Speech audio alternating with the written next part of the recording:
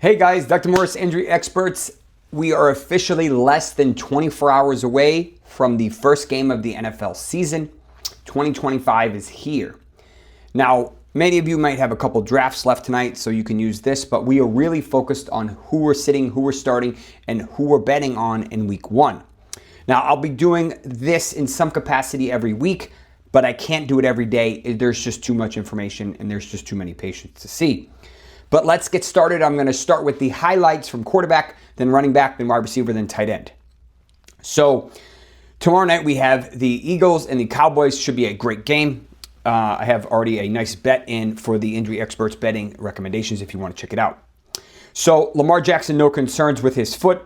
Matthew Stafford will play in week one with his back, although we don't obviously know how long he's going to last, how long it's going to take him to take a hit and how he does after that. But as far as we know, he's okay for week one. Jordan Love will be 100% by week two from his left non-throwing hand thumb injury, and Justin Fields will be fine with his toe injury, probably playing with a carbon fiber insert in his shoe. Heading over to running backs, we have Joe Mixon. Obviously, we have no idea what's going on with him, so we're going to see a combination of Nick Chubb, Dameon Pierce, and eventually Woody Marks will play a role. It will probably start with Dameon Pierce and Nick Chubb. De'Von Achane, the big name running back, dealing with a calf strain. He's been dealing with it for about 3-ish weeks or so. He is back to practice. He was off the side today again. He is good to go for week one, although he has that increased risk that he will probably get a fair share of targets and is going to eat those alive. Hopefully he does not suffer a re-injury, and we will keep an eye on this, but good to go for week one as far as I'm concerned for De'Von Achane. Jalen Wright is going to be out a couple weeks, so Ollie Gordon is going to probably get the second work complementing Achane. Potential sneaky flex this week, although a little bit risky. Tajay Spear is going to be out for at least the first 4 weeks with his bad high ankle sprain, to Tony Pollard getting massive work early on. The Cowboys running back situation probably going to be Javonte Williams to start, as Jadon Blue banged up a little bit of an ankle, but not overly concerning. Miles Sanders, we don't know his exact status with a shoulder, but he's probably going to play. Just, I don't really expect much out of him. We will head over to Tampa Bay. Rashad White will likely play. He is an elite receiving back, but Bucky Irving is the primary guy there. White is coming off of a groin strain, probably going to play a little bit of snaps in the receiving role, but maybe Sean Tucker and Bucky Irving are probably going to lead that backfield. Kenneth Walker was dealing with a foot injury throughout most of the offseason. While he's good to go for week one, I hold my breath every time he holds the ball, but this is a perfect setup for him. In terms of Cam Scatterbo, he is coming back. He had a re-injury to that hamstring strain. Should be good for week one. Probably going to take about a month or so to acclimate. But this kid is special. I think there's a decent chance he probably takes over this backfield from the former wide receiver Tyrone Tracy by mid-season, assuming he stays healthy. Najee Harris is good to go with his eye injury. Probably get 35, maybe 40% of the touches on Friday night against the Chiefs in Brazil.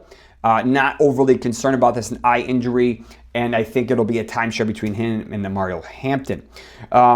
In terms of everyone else, running back wise, they're all banged up. But all of them are pretty much irrelevant or on IR.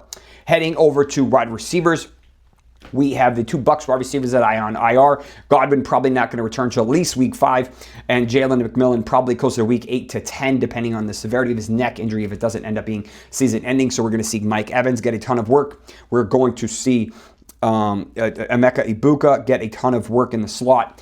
And then we'll probably see a couple other guys playing a role there. Jalen Coker, unfortunately, went to IR last week with that quad strain. That's going to allow Adam Thielen, who ended up getting traded to the Vikings, to start in the slot there. That's going to yield Hunter Renfrow, previously dealing with a hamstring strain, to start there, which gives basically T-Mac a monster potential week 1 against the Jaguars. Darnell Mooney, not quite 100%, 50-50 chance of playing in week 1. He's dealing with a shoulder injury, probably a type 2 AC sprain if I were to guess. The dude is a beast. I'd probably give him a couple weeks before I'm comfortable starting him. Drake London should have a fantastic week 1. Marvin Mims dealing with a thigh/groin strain. Probably going to play week 1. I would be a little bit hesitant to start him because these are a little bit high risk and we don't know exactly how much volume he's going to get. Last year he didn't get a whole lot. He got a lot more in the preseason. Obviously we'll see Cortland Sutton, we'll see Evan Ingram, we'll see Pat Bryant, we'll see RJ Harvey and Duncan or Dobbins, but we don't know how much work Troy Franklin and or Marvin Mims is going to get.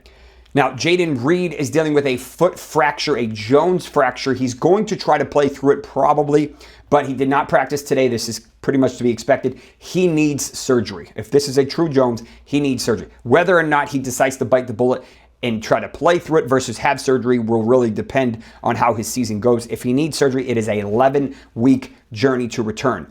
We have Dontavian Wicks banged up with a calf injury that's not 100%. So you really have Matthew Golden, who could shine this week, as well as Romeo Doubs, who was dealing with a back injury, but he should be okay, as well as Tucker Kraft. As far as Khalil Shakir, not going to be 100% probably to week 4 or 5, but will be good to go in week 1 with a high ankle sprain. Curtis Samuel also available with personal/hamstring issues. A.J. Brown, good to go. A monster matchup tomorrow night. Could absolutely eat up the Cowboys secondary as he usually does. He was coming off of a high hamstring strain, but he should be good to go in week 1. Now, Justin Jefferson also dealing with a hamstring strain. This was the opposite side of his bad strain a couple years ago, and this was probably a mild grade 1. They were just being super careful. He's going to be the alpha. Hawkinson will probably get a fair share of work, and then we will also see Adam Thielen get some love receiving-wise because Jordan Addison is on suspension, and Jalen Naylor has a hand injury that's going to keep him out for a decent amount of time. Tyreek Hill added today with a calf injury in addition to his oblique strain. Now, I expect him to play in week 1, but there's a chance this calf injury re-aggravates. I'm personally fully off Tyreek this year. I think this is a Jalen Waddle year, and I think it's going to be a combination of Waddle and Achane that's probably going to move his offense, maybe a little bit of Malik Washington. We'll talk about Darren Waller in a minute. We don't have an updated status on Jordan Watkins. With his high ankle, he could play week 1, but he's pretty much irrelevant for the 49ers. We will see Ricky Pearsall, and yes, we will see Juwan Jennings ready to suit up in week 1. He should be good to go, ready to rock. He was running routes. He looks good. He is at increased risk for that calf injury, and to start off a little sluggish because he didn't have much rapport, but he is still an underrated option for the 49ers, who are basically going to have Christian McCaffrey, George Kittle, who could get monster targets this week, Ricky Pearsall, and Juwan Jennings. That's pretty much what they have. Calvin Ridley was banged up, a little bit of soreness. I don't really have any concerns with him. Elik Ayomayor, and Tony Pollard are probably going to run this offense for Cam Ward. T. Higgins had a minor ankle injury, no big deal. Travis Hunter banged up with an upper body injury. He should be good to go, although I have some concerns about overall health. Josh Downs was previously banged up with a hamstring strain, but he is good to go and not on the injured report for week 1, but does have an increased risk of re-injury. I think between him and Tyler Warren, they're going to get targeted early and often by Daniel Jones. Decent options in week 1 to target. Jalen Royals, unfortunately, not able to go in week 1 for the Kansas City Chiefs. He might have been able to help with them not having Rashee Rice, but he has a patellar tendon injury that I did a separate video on that may keep him out a couple weeks, so we'll have to keep an eye on that. My suspicion is it's going to be a combination of Travis Kelce, Juju Smith-Schuster. We will see Hollywood Brown and obviously Xavier Worthy. In terms of the other wide receivers, there's not a whole lot of guys that are really relevant. Quentin Johnson ended up clearing the concussion protocol and should be good for week 1. Finishing up strong with tight ends. Isaiah Likely not able to play in week 1 with that foot fracture. Very realistic chance he comes back in week 2 to 3, but he's probably going to take about a month to ramp up. So that's going to obviously help Mark Andrews. That's going to help Rashad Bateman and Zay Flowers. Those are the 3 main guys that I think are going to probably get a lot of love there. King Henry and maybe Justice Hill. Mike Gesicki was dealing with a hamstring strain. He should be good to go. Very tight offense here. You have Chase Brown, you have Jamar Chase, you have T. Higgins, and you have Mike Gesicki. Monster scoring opportunity in week 1. Dallas got it a little bit of a mild groin strain a couple weeks ago. If they have if they're playing from behind at any point in time, Dallas Goedert is going to be relevant. I'm not sure if he's going to get enough work if they're up though. T.J. Hawkinson was banged up a couple weeks ago, but he should be good to go for week 1. Cade Otton dealing with a groin strain previously after a hamstring strain. He might try to play in week 1, but I do not trust him. He's probably going to be used to chip and block if he needs to, so avoid Cade Otton in week 1 if he is available.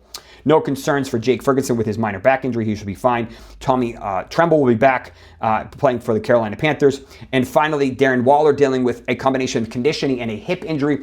Unclear if he's ready to play in week 1, but I don't particularly trust him when he is on the field until he shows us that he can handle the workload and that he's back into game shape. But he could be a problem when he is healthy.